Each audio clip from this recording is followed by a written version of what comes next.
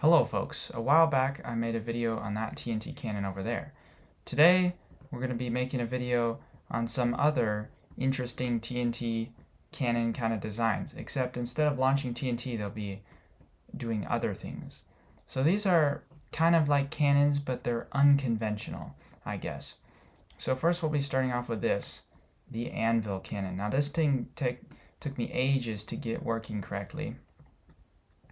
And even now, it could work better, that's for sure. So basically what we have is a similar thing to that, where we just have a regular chamber where all the TNT dumps into and then flows down to this point. But then where these anvils are is where things get interesting. Because in order for an anvil to be launched by TNT, it has to be in midair, falling. It can't be just placed on a block.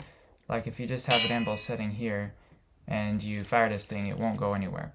So the anvil has to be in midair falling, and then the TNT blows up, and then it'll get launched.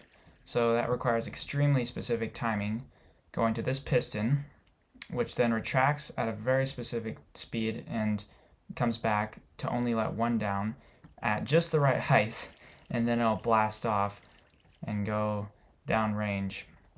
But let's give this thing a test fire. Let's see how it works, and I'll give some slow-mo footage of that. TNT dumps in.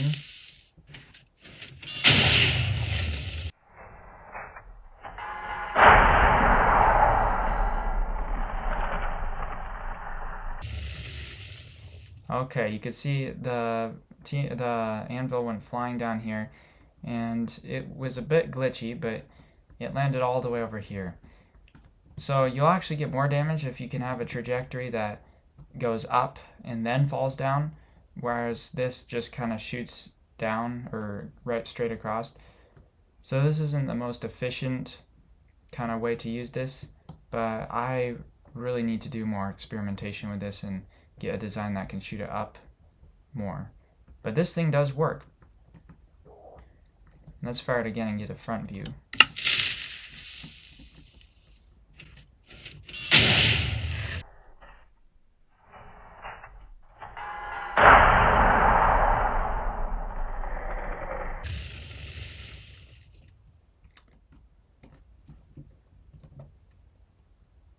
Okay, here it comes. Okay, a little short.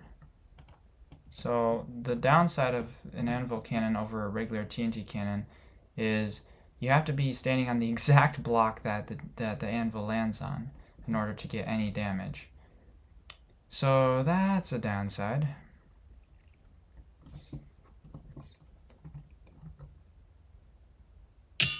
Oh, there we go. Okay. So you have to be extremely accurate, but if you do manage to get hit by the thing, it's game over. So yeah, this is pretty cool. It's not terribly practical, although if you were to build this outside somebody's base and maybe have one that launched up more, then you could like launch it over the walls of their base, and like if there were lots of people in there, maybe you'd have a chance of hitting someone. This thing is a little more devastating, but in a much different way. This is a fire charge launcher. So I'm sure you've seen these things. You know, someone sets up a dispenser and a clock behind it, and it shoots out fire charges. Pretty effective at lighting anything in front of it that's remotely flammable and completely destroying it. But this one is an upscaled version of that. Now you could even upscale this thing more. I went with a fairly conservative size, but you could really go crazy with this if you wanted. So basically this has a very fast clock on here, and you can turn that on and off, and I don't know why I have item frames here, but that's not part of this. And then all the signal goes into all of these 24 dispensers, which all launch out fire charges. So let's see how this thing looks.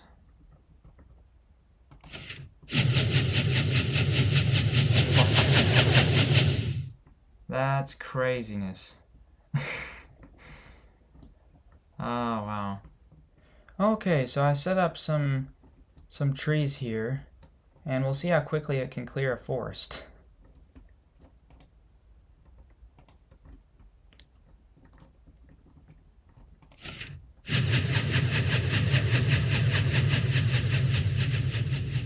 boy. It is chewing through these trees. Look at this.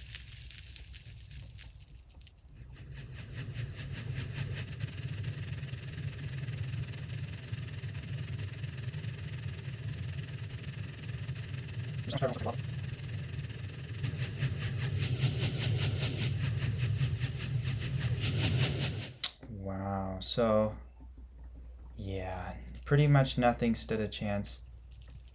I mean, you can see there's still glass from where I grew the trees, but yeah, these things, anything flammable is just gone.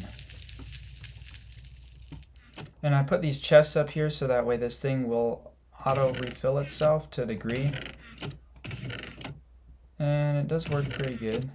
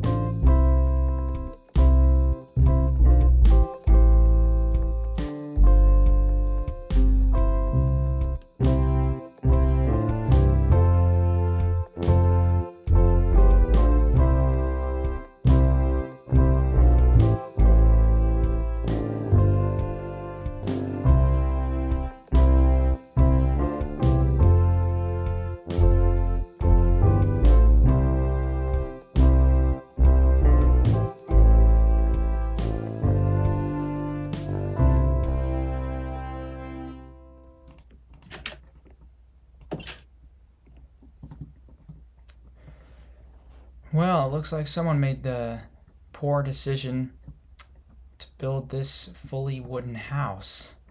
Well, you know who our test subject's gonna be.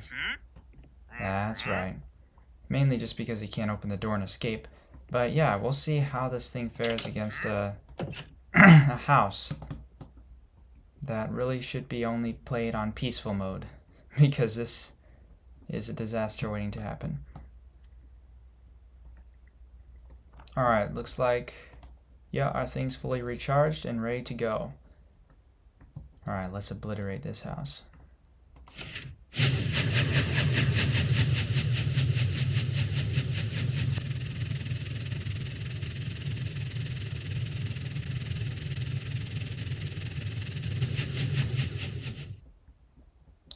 What happened to the wandering trader? Did he die already? Yeah, I think he's toast. And so is the house, honestly. The only thing that's not going to burn, maybe that cartography table or something. The dirt won't burn, but everything else will, pretty much. Alright, well, yep, that house is leveled. Here's a rather ironic word. This house has been razed to the ground. Yes, razed does mean flattened or destroyed, which doesn't make any sense, but anyways, thank you for watching. I hope you enjoyed seeing these interesting, semi-effective, very effective weapon against, well, whatever you want, I guess. They're cool, but let's be honest, TNT cannons are always going to be the best. The top dog is when it comes to cannon designs. But yeah, you can expand upon these.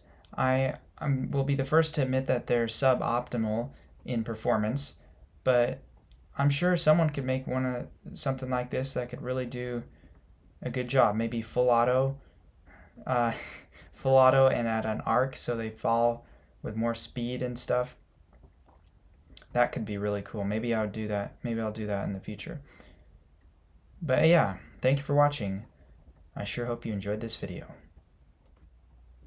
Wait a second, I heard a cat. Is that, I thought it was in Minecraft, but I think that's our actual cat in real life. It kind of sound like the Minecraft cat.